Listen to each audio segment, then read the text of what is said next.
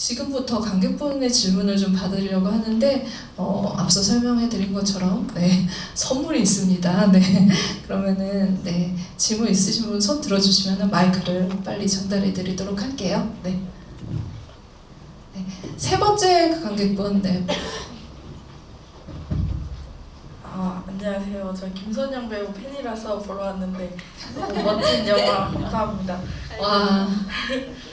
되게 그런 아슬아슬한 상황이 반복되는데 그거를 잘 참는 듯하다가 울음을 터뜨리는 연기가 진짜 좋았거든요. 특히 눈물 샤워기 나오는 데서 있는 씬은 진짜 김선영만 할 수 있다 이렇게 느꼈어요. 평소에 애드립도 되게 많이 하는 걸로 알고 있는데 혹시 이 영화 속에서 애드립으로 들어간 부분이 있는지 궁금합니다. 저 평소에 애들이 많이 안 해요. 아니 그 오해들을 많이 하시는데 그 동백꽃 필 무렵에서 뭐 너 나 있어? 난 tes어 뭐 이런 거 있잖아요. 그것도 대사였어요. 그러니까 저는 거의 애드립이 없었어요. 근데 감독님이 대사가 다 끝났는데 컷을 안 하면 더 대사는 끝났는데 컷을 안 하시면 저희는 컷을 할 수 없잖아요. 그때 나가는 게 애드립이지 여기서는 거의 애드립이 없는 걸로 알고 있고요. 거의 애드립? 예, 거의 없고 질문이 뭐였죠? 애드립이 있었냐? 인상적인 장면. 제가 그거는 있어요. 이 영화가 제가 찍은 영화나 드라마나 뭐 모든 작품을 통틀어서 컷하고 가장 많이 울었던. 네, 컷하고. 왜냐면은 이제 컷을 하면 그 여자도 아니고 김선영도 아니고 섞여 있는 인물이니까 어떤 김선영이 갖고 있는 그 여자에 대한 어떤 그 연민이 들 거 아니에요. 워낙 고난들이 계속 닥치니까. 그래서 컷하고 많이 울었죠, 감독님? 감독님도 같이 울고 우리 연출부도 울고. 예, 그게 가장 인상에 남아요. 컷하고 제일 많이 울었던 작품이에요. 이 작품이. 예. 네네. 그러니까 뭐 애드립이나 뭔가 이런 지점들에서 제가 좀 꼭 짚고 나가고 싶은 한 두 부분이 있는데 수인과 혜정의 철창신에서 첫 번째로는 철창신에 보시면 마지막에 수인이 문을 딱 닫고 나갈 때 혜정이가 약간 그때도 울거든요. 혜정이라는 인물이. 근데 그때도 선배님은 입을 막고 울어요. 애가 깰까봐. 약간 그런 디테일한 지점들이 보이는 거죠. 그리고 또 동욱이와 서로 한 대 두드려 맞잖아요, 동욱이가. 네, 그렇죠. 그때 성민 엄마는 그거 내가 했다고 생각하면 어떻게 할 거야 라는 라인은 사실은 없었어요. 그건 없었는데. 그랬네요. 네. 저도 모르게 열이 받아갖고 그 말이 나왔네요. 네. 근데 그 장면이 사실은 선배님이 계획을 하시고 하신 건지 아니면 즉흥적으로 하신 건지는 모르겠지만 저는 사실은 이 혜정이라는 인물이 거기서 그렇게 뭔가 그 장면이 미묘하게 제가 다시 보고 다시 보니까 그러니까 제가 생각했던 것보다 훨씬 더 이 혜정이 아들과의 관계에서도 이제 모자 관계가 아니라 개인과 개인으로 약간 이렇게 한층 더 확장되거든요. 근데 그런 지점이 저도 쓰면서도 몰랐지만 배우가 선배님은 뭐 따로 계획 안 하시고 뭐 하신다고 하셨지만 어찌됐든 배우를 만나서 나온 걸로 통해서 제가 연출하려고 했던 거에서 잘 나왔다고 저는 느끼는 거죠. 이 실직고를 하면. 그런 지점이 좀 있었지 않았나라는 생각합니다. 아니 컷하고 또 주문하니까. 근데 저는 컷 많이 못했어요. 컷 많이 못했던 게 약간 많이 울었는데, 우셨는데, 네. 감독님. 제가 좀 많이 울었어요. 그러니까 제가 네. 감독님이 우시느라 컷을 못하는. 제가 빠져 있어서. 근데 그때 또 코로나 4단계여가지고 마스크 여기까지 쓰고 있어서 이렇게 위로 올리고 뭐 이렇게 많이 했었던 것 같습니다. 네. 네, 그런 비하인드 스토리가 있었군요. 그러니까 아마 이제 그 영화 안에서는 두 배우가 감정을 굉장히 절제하고 있는 상황이고 실제로 드러낼 수 없는 어떤 위치에 서 있기 때문에 우리가 이 영화 보면서 그렇게 깝깝한데 사실은 영화 밖에서 이렇게 감독님이 감정을 다 터뜨리고 있었다고 합니다. 그리고 선물은 김선영 배우님은 설명 관객분 네네. 설명해. 네, 뭔지 저분 드리면 될 것 같은. 아시는구나. 제가 네. 들었어요? 아니요? 이따가 끝나고 네 드리도록 하겠습니다. 먼저 아십니다. 네. 또 질문 받아보도록 할게요. 많이 드셨는데 이윤주 배우님 어느 분께 드릴까요? 네? 관객 질문. 여러분이 드셨는데. 동시에 드셨으니 한번. 네, 어느 분한테 마이크를 드릴까요? 어렵죠? 네. 그럼 그러도록 하겠습니다. 네, 알겠습니다. 맨 뒷분 드리도록 하겠습니다. 감사합니다. 이영아 너는 저분 네. 저는 그 감독님하고 선영 배우님께 질문을 동시에 드리고 싶은데 네. 가장 인상적으로 봤던 장면이 처음에 선영 배우님이 가장 이제 공포스럽게 그 차 안에서 무차별 폭행을 당하는 장면이 있었잖아요. 근데 후반에 선영 배우님이 그 똑같은 행위를 이제 차에 하고 계시는 부분이 후반부에 나오는데 뭔가 되게 연출적으로 평행적이라고 저는 생각을 했었어요. 피해자가 됐다가 어떻게 보면 또 가해자가 되는 입장이 됐는데 안을 보니까 내 아들과 내가 아끼는 동생이 있는 이 장면이 일단 연출적으로 그렇게 구성을 한 건지 어떤 의도이신지 궁금하고 감독님께. 네. 그리고 배우님께서는 이제 후반에 내가 그 행위를 하고 있을 때 어떤 느낌이 드셨는지 그것도 궁금합니다. 그럼 감독님 말씀 먼저 들어보도록 하겠습니다.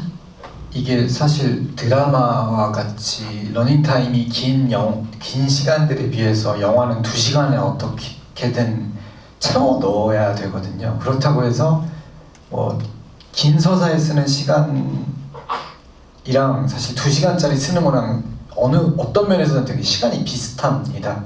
그러니까 더 집약적으로 뭔가 연출적으로 할 수밖에 없고 그런 지점들이 제가 좀 많이 사용하는 방식인 것 같아요. 그러니까 사실 철창도 제가 사실 수인집에서 철창 그렇게 된 거 구해달라고 진짜 많이 괴롭혔거든요. 네. 제작팀을.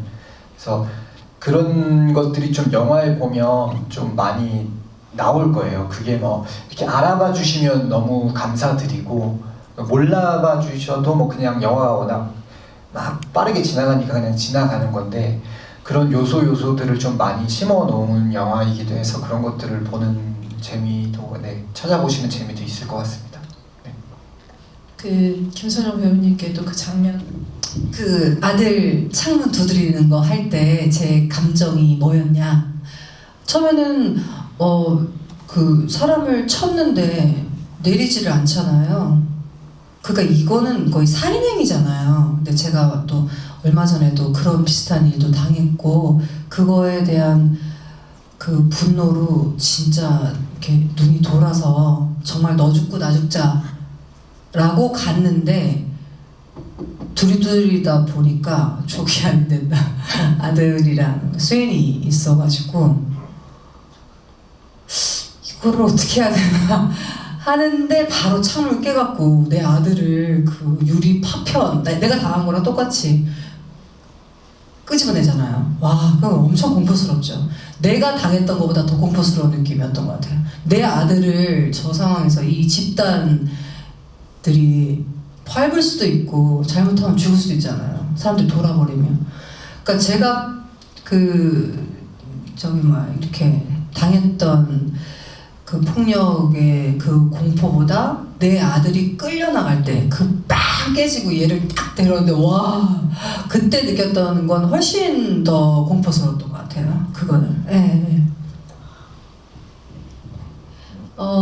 질문을 또 받아보도록 할 텐데요. 아까 이제 이윤지 배우님께 앞부분 꼭 드리라고 하셨기 때문에 먼저 드리고 그 다음 질문 받아보도록 하겠습니다.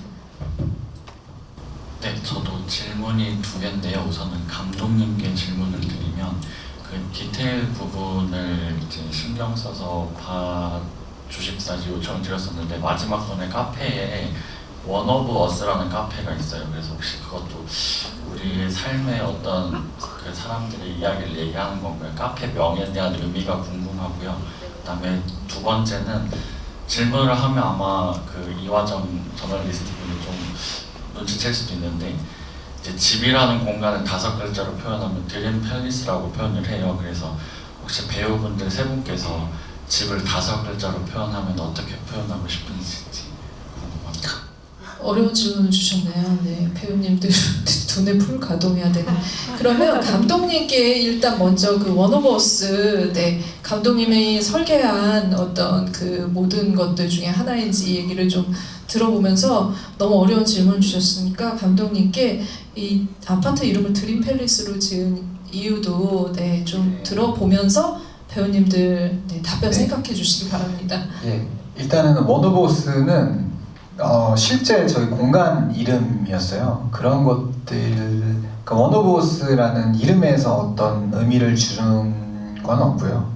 예, 이렇게 영화에서 그 어떤 제 주제의식을 그렇게 써서 넣으면 좋지 않은 영화인 것 같아서 그 정도는 안 했고, 근데 대신 그 카페의 분위기는 원했어요. 그렇게 좀 진짜 약간 이 영화의 통과는 전혀 맞지 않는 어떤 몽환적인 공간을 좀 찾고 싶어서 그런 것들을 좀 많이 했었던 것 같고요. 그 다음에 제목이 드림 팰리스인 이유 네. 여쭤보셨죠? 드림 팰리스가 이게 사실 뭐 드림 팰리스 사시는 분 없으시죠 여기 집이? 제가 사실은 이 영화를 좀 막 상상했던 게, 그러니까 2010년대 말에 막 이렇게 수도권 막 이런 데 가면 정말 황무지에 아파트 하나만 네, 있는 그런 집들이 있었어요. 근데 거기 다 사람들이 살더라고요. 그래서 저런 데는 어떻게 사나 하는 생각이 좀 들었는데 또 그런 아파트들의 이름을 보면 진짜 기똥차입니다. 근데 그런 느낌으로 전 하고 싶었어요. 이 아파트의 이름도. 그리고 드림 팰리스가 되게 많아요.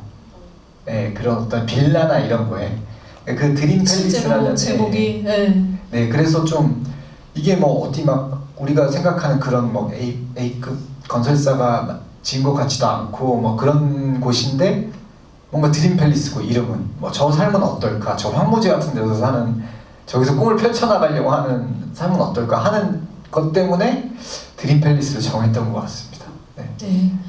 이게 집들이 아파트들이 이렇게 지금 뭐 빌라를 비롯해서 다 브랜드명을 가지면서 지금 아까 관객분이 말씀하신 이렇게 편안한 내가 가야 돼 이런 거보다는 주택이지 가격으로 환산되고 막 이렇게 아파트 몇 평 사느냐 어느 브랜드에 사느냐 이런 얘기를 하는 사회가 됐잖아요. 굉장히 자본주의 끝판왕이 됐는데 그런 가운데 배우님들은 집을 어떻게 생각하고 계시는지 그러면은 네, 생각하셨던 답변을 들어보도록 하겠습니다. 5글자로 꼭 해야 되나요? 네, 알겠습니다. 글자 수는 아무렇게나 하셔도 됩니다. 집을 내가 생각하는 집이라는 것에 대한 거를 다 몇 글자로 하면, 그러니까 너는 집을 어떻게 생각하냐? 약간 이런 질문 맞죠? 네. 자, 이제 생각해 볼게요. 왜냐면 나 저 대답이 듣고 싶어서 생각 안 했어요. 집, 집. 별 관심, 집.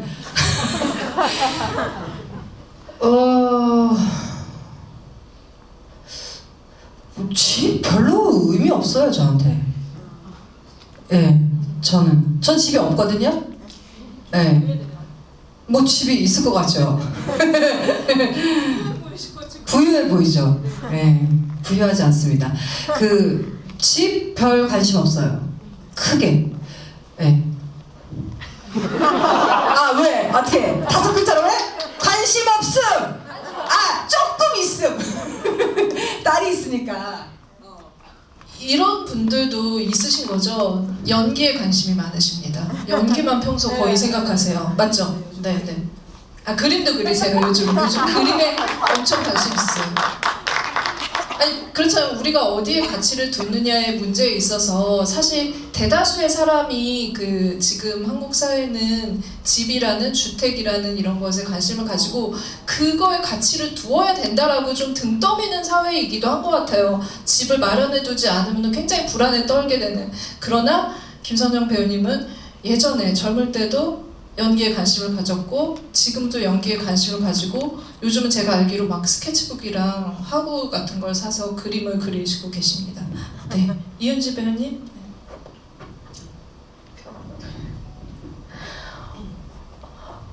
저는 집이 중요한 사람이에요.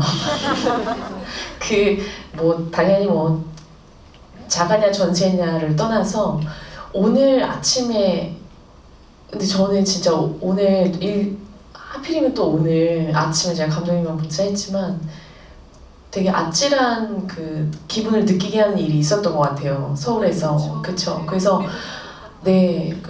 어쩌면은 저라는 사람이 만약 관객이면 제가 좀 겁이 나가지고 괜히 전 좀 겁이 많아요. 그래서 오늘 와주실까? 뭐 이런 생각도 한편으로 하게 되는 날이었던 것 같아요. 아침에 오늘 개봉인데? 이러면서 언니 그 생각 안 했니? 예, 그림 생각밖에 요즘에 없으셔가지고 요즘 아주 그림을 그렇게 윤지야 내 그림 어때? 언니 너무 좋아요. 내가 이거 보여줬니? 사실 보여줬는데 아니요 안 보여주셨어요. 저 보여주세요. 근데 신기하게 자꾸만 신작이 또 나오고 새로운 작품 너무나 훌륭한데 그런 그림 감상들 중에 제가 오늘 아침에 좀 아찔했던 것 같아요. 근데 제가 질문 주셔가지고 현재 그냥 가장 솔직하게 말씀드리면 제가 돌아가면 제 아이들이 있는 곳이 제 집이고요. 그리고 또 집의 의미 정도는 우리 아이들이 잘 쉴 수 있는 곳. 근데 그게 수인하고 하필이면 잘 맞았어요. 그게 어쩌면 감독님이 그거를 내 그런 걸 노렸지. 노렸지. 내가 애 둘인 거 노렸지. 그 약간 수인이 빡 도는 순간 그거를 노리신 거 맞으시죠, 감독님? 네네네. 그랬는데 아침엔 실제로 그 생각을 했던 것 같아요. 막 이상한 요상한 소리에 잠이 먼저 제가 먼저 셋 중에 저와 저희 딸들 셋 중에 제일 먼저 깼는데 순간적으로 멍하면서 누굴 먼저 깨워야 되고 어떻게 해야 되지? 막 순간 너무 머리가 복잡해지는 거예요. 근데 집에 안에 있을까? 밖으로 진짜로 나가야 되나? 나는 잠옷을 입고 있는데 뭐가 중요하지? 물을 한 통 챙겨야 되나? 순간적으로 너무 많은 생각을 했고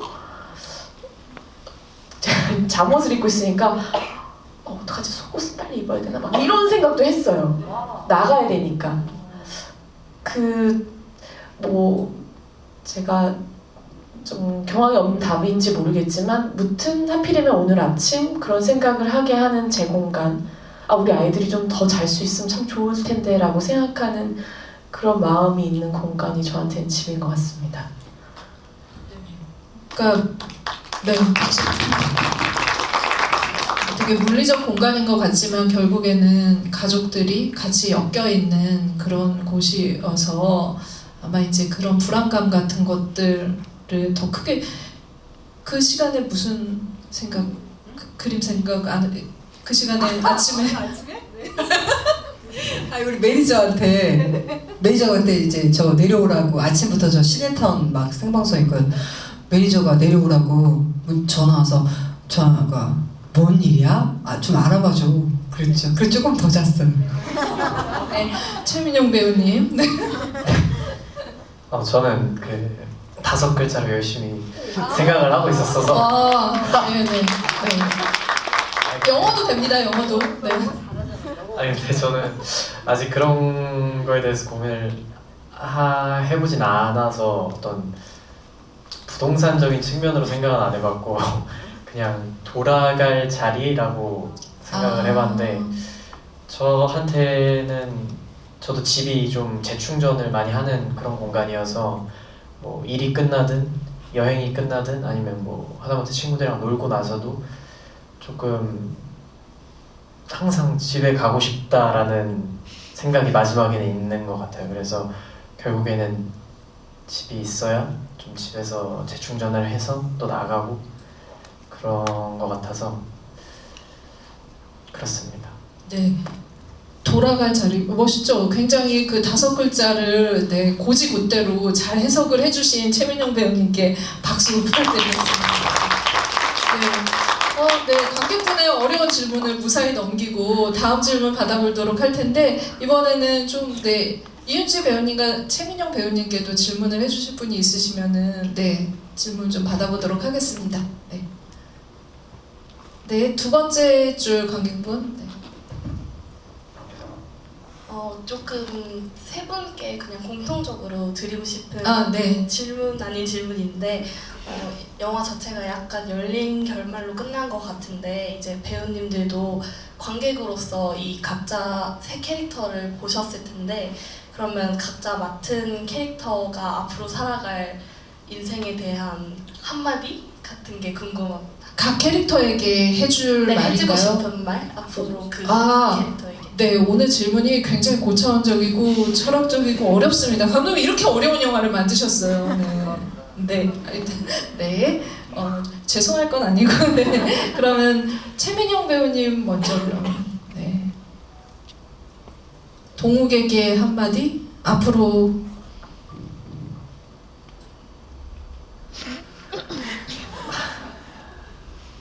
영어도 돼요. 엄마한테 좀만 잘하자. 근데 동욱은 사실 너무 그 모든 사람에게 잘하는 사람인 것 같다는 생각이 들었어요. 그런 마음 때문에 아마 엄마한테도 약간 대적하는 것 같은 느낌. 그죠? 네. 그러나 엄마에게 앞으로 조금 더 잘하자. 네, 조금만. 네, 알겠습니다. 네, 이은지 배우님.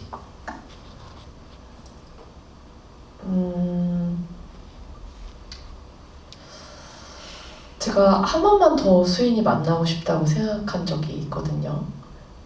끝났는데, 네네, 못 만나니까는. 네. 계속 이제 뭐 영화에 보면은 거기에 있지만 그 상태에 그때의 수인이만 계속 있으니까 그 뒤에 수인이를 제가 한 번만 만나고 싶다 이런 생각을 한 적이 있는데,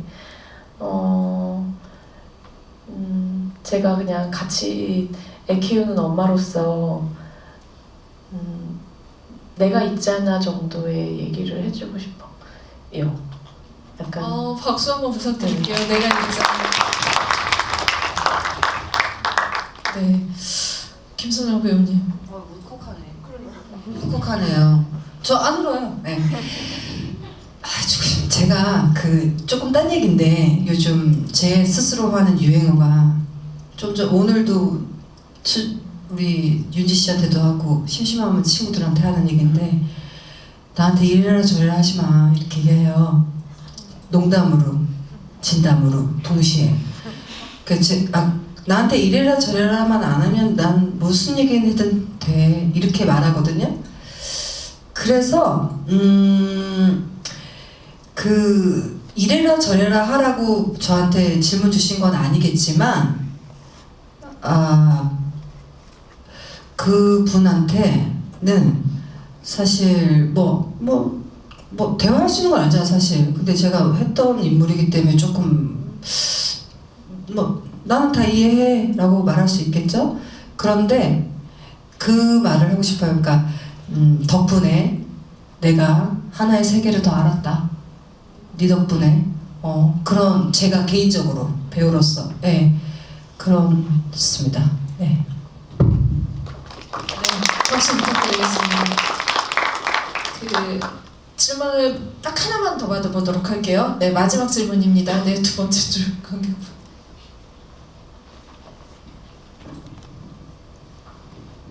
네, 저는 김선영 배우님 정말 팬이어서 보러 왔고요. 이제 제가 영화를 보면서 사실 모성이 좀 특이하게 다뤄졌다라는 생각을 했어요. 그러니까 어떻게 보면 선영이는 우리가 그동안 매체에서 보던 엄마의 모습인가? 처음에는 그렇게 생각을 했고 다른 아이들을 서영 배우님은 회장 네. 음식도 해주시고 그랬고 그 근데 또 애들이 방치되는 모습을 보면서 저거는 아동학대일까? 아닐까? 근데 저런 상태 여성한테 우리가 뭐라고 할 수 있을까? 그런 생각도 들고, 근데 뒤로 가면서는 오히려 윤지 배우님 역할은 되게 애들을 챙기는 것 같고, 선영 배우님 좀 아들하고 이렇게 개인화되는 그런 느낌을 받았거든요.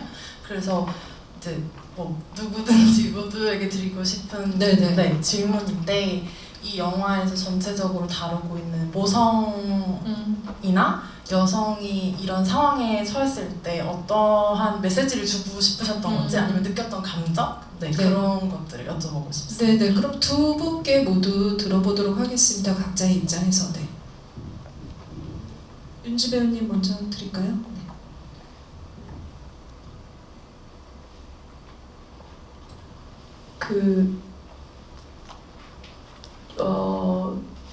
제가 아빠 역할을 할 수 있었더라면 아빠로서도 비슷하게 연기를 했을 것 같다는 생각이 지금 말씀 들으면서 생각이 들었어요.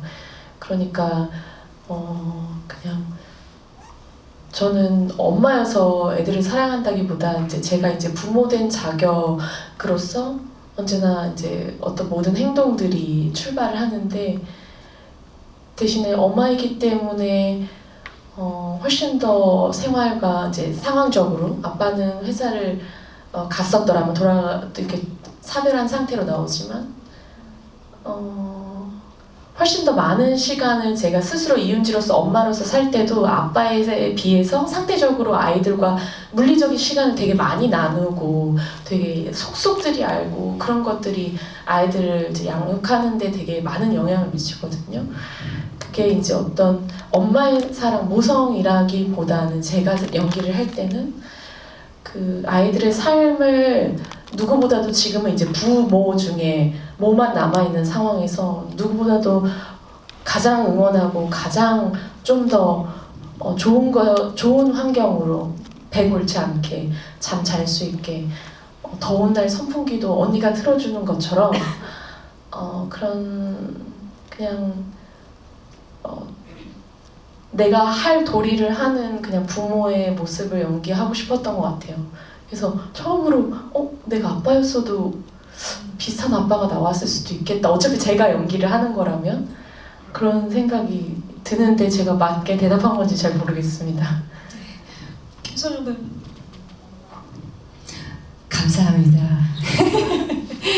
근데 이게 참 질문이 왜 나왔을까? 이게 참 재밌는 게 제 생각에는요. 이게 남자들 50대, 40대는 부성을 다루지 않아요. 뭐 어디 가서 빨리 범인 잡아야 되고 뭐 많이 하는데, 거기서 부성을 굉장히 독특하게 다뤘다 이런 접근 자체를 안 하거든요. 그런 영화를 볼 때. 근데 왜 그런 생각이 들었을까라고 제가 혼자 생각을 했을 때, 우리에게 주어진 의무는 전 세계적인 거죠. 그러니까 모성이 아주 큰, 그죠? 정체성으로 이제 마치 어마무시한 정체성이잖아요. 40대, 50대 여자. 그렇게 이야기가 꾸려지고 있는 게 현실이고, 그래서 엄마에 대한 이야기를 하는 것이 당연한데, 여기는 그걸 많이 안 다루잖아. 그러니까 굉장히 독특하게 다뤘네? 라고 생각이 드는 거지 않을까? 제가 이런 생각이 드는 거예요. 그러니까 왜냐면 이 정도의 나이대에 정말 많은 남자 주인공의 영화들을 보면서 부성을 독특하게 다뤘네 라고 아들과 딸과의 그 장면이 있다 손 치더라도 그런 접근을 하기에는 그들의 서사는 너무너무 넘치고 넘치는데, 여기는 엄마로서의 정체성이라기보다는 그냥 한 인간으로서의 그 아줌마 두 명의 삶을 얘기하다 보니까 이거 자체가 잘 없는 이야기죠. 엄마로서의 정체성이 아니잖아요. 이 드라마는 그 얘기를 하고 있는 건 아니니까. 그래서 그런 의미에서 조금 이게 제가 그 질문에 대한 얘기가 너무 재밌어서, 질문이 너무 재밌어서 이렇게 바라볼 수 있구나. 전 한 번도 그 모성이라는 걸 생각해 본 적이 없거든요. 그리고 저는 이제 이 친구한테 나중에 막 그렇게 하는 거는, 저는 이제 13살짜리 딸이 있는데 엄마한테 그렇게까지 나오는데 그렇게 안 하는 엄마는 이 세상에 없어요. 죽여버리 죽여버리지. 말로 죽이든. 근데 이 여자는 절대 때리진 않았어. 뺨때기 한 대 올라갈 수도 있는데, 아니면 여기 등짝이라도 엄마한테 어마무시하게 비난을 하잖아요. 엄마기 때문에 그러는 거라고. 나는 그때 그 씬 찍을 때 정말 죽여버리고 싶었어요. 근데 내가 할 수 있는 건 아무것도 없잖아. 내가 힘으로 돼 얘랑? 이 모욕감을 잊을 수가 없거든요. 예. 그건 당연한 거예요. 그렇게까지 엄마한테 해대는 아들은 깜빵 가야 돼, 깜빵. 여기 지금 미혼이 많은 것 같아요. 저는 엄마들은 다 이해해요. 그렇게까지. 저기 뒤에 어머니 지금 박수 치시잖아. 저기 지금 여기 미혼들이야. 근데 당연한 거예요. 그렇게 하면은 조져야죠. 아니 이건 제가 그런다는 얘기 아니라 그만큼 화가 났다는 거예요. 그러니까 그 뺨때기 때리는 씬에서 왜 그러냐면 이거는 아들한테 하는 말이 아니에요. 내가 받은 이 비난과 모욕, 이 모든 그 나에 대한 그 모든 거에 대한 그 말인 거예요. 너 나 그렇게 비난했는데 너 그렇게 비겁한 게 네가 원한 택한 삶인 거야? 라고 인간 대 인간으로 말을 하는 거죠. 부모는 당연히 인간 대 인간으로 말을 하는 거지. 말을 많죠 지금? 그러니까 부모는 인간 대 인간으로 얘기하는 거지 엄마로서 이런 거 없다고 생각해요 저는. 엄마로서 아빠로서 어딨어요. 당연히 어릴 때는 이렇게 해야 되는 거지만 어느 정도 성장했을 때는 인간 대 인간으로 나를 비난하고 나를 모욕하면 당연히 갚아주던가 무시하던가 내쫓던가 저는 그렇게 할 겁니다. 그렇게 아니 그러니까 이거는 이 작품은 모성에 대한 얘기가 이제 그 포인트가 아닌데 그렇게 했을 때 이건 너무 당연하게 화를 낼 만한 상황인데 제 생각에는 모성이 독특하게 다뤄졌다라고 생각이 들 만큼 우리나라에는 이런 엄마들이 이렇게까지 인간 대 인간을 하는 장면이 그렇게 많이 없었나 이런 생각도 들고 예, 이거는 좀 사족인데 참 무엇이 됐던 그 퀄리티와 완성도와는 관계없이 40대, 50대, 60대의 그 여자의 한 인간으로서 여자의 이야기들이 많이 이렇게 좀 나와주면 좋겠어요. 네. 김선영 배우도 있고 이은주 배우님도 있기 때문에 이야기만 나오면 됩니다. 근데 그 부분에 대해서 지금 손찌검 당한 아들로 할 얘기 있으신 거죠? 네. 아니요 그건 아니고 네. 저도 질문을 듣고 꼭 말씀드리고 싶은 게 생각이 나서 선배님께서 말씀하셨던 그 장면을 아까 감독님께서도 처음으로 이제 그 부모와 자식의 관계에서 개인과 개인의 관계로 확장되는 느낌을 받으셨다고 하셨는데 저도 촬영을 하면서 그거를 정말 많이 느꼈고 그래서 사실 그 선배님께서 이제 혜정이 분노하고 손찌검을 하기 직전에 동욱이가 하는 대사가 그 아줌마가 나 도와줬으니까 엄마도 아줌마 한번 도와주면 되잖아 라고 자식이 지은 빚을 부모가 갚아주는 게 당연한 게 아니냐라는 식의 멘트를 하거든요.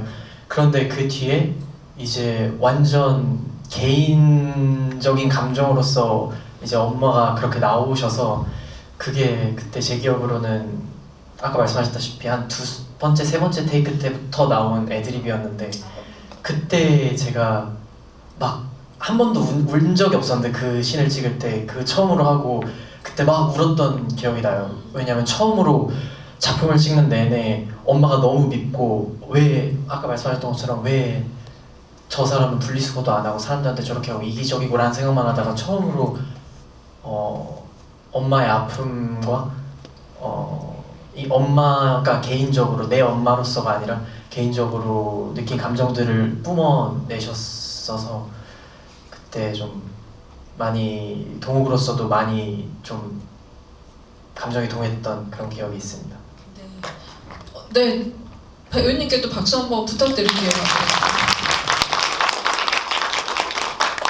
이 각자의 어떤 그 위치에서의 그런 상황들, 왜 그 순간에 그런 행동을 했는지에 대해서 굉장히 실질적으로 좀 질문을 던지고 열어주는 작품이라는 생각이 들고 그들이 이렇게까지 좀 내몰린 데는 분명히 이제 감독님이 여기서 말하려고 하는 구조적인 문제에 대해서 우리가 또 생각하게 되는 작품이기도 합니다.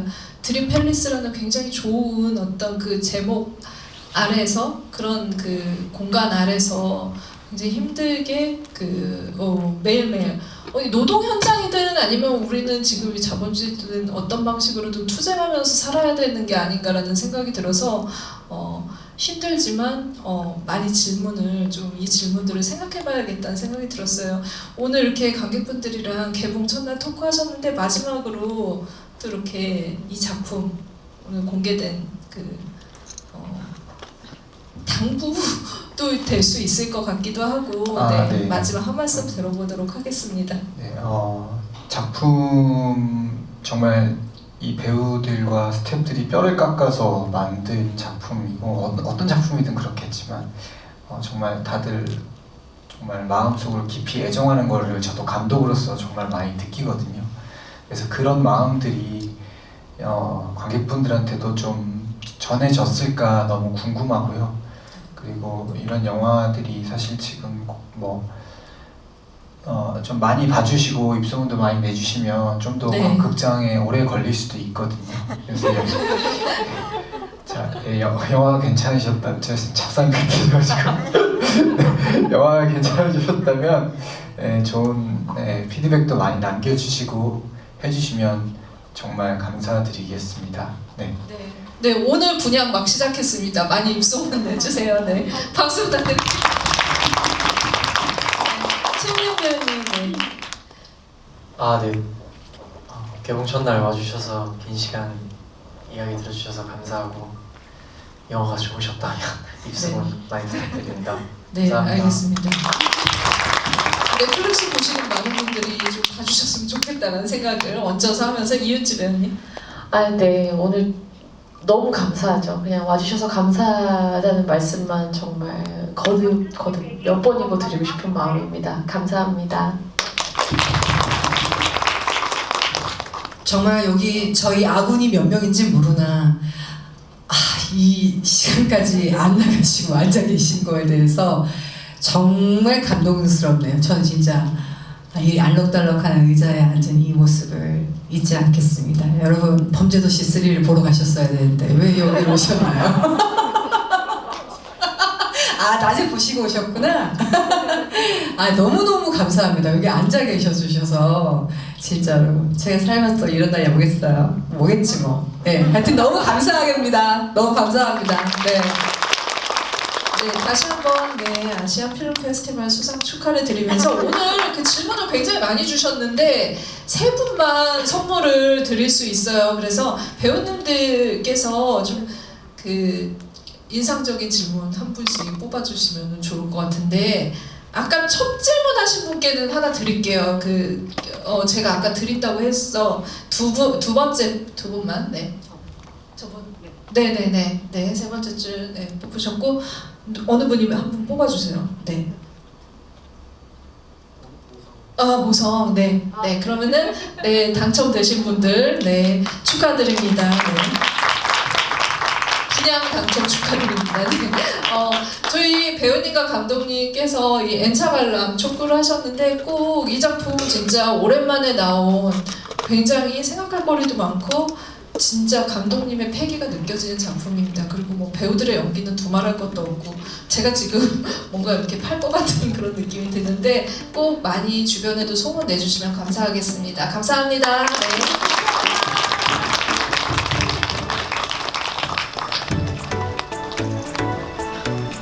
되신 분들은 앞에 나오시면은 이거 드릴게요. 네.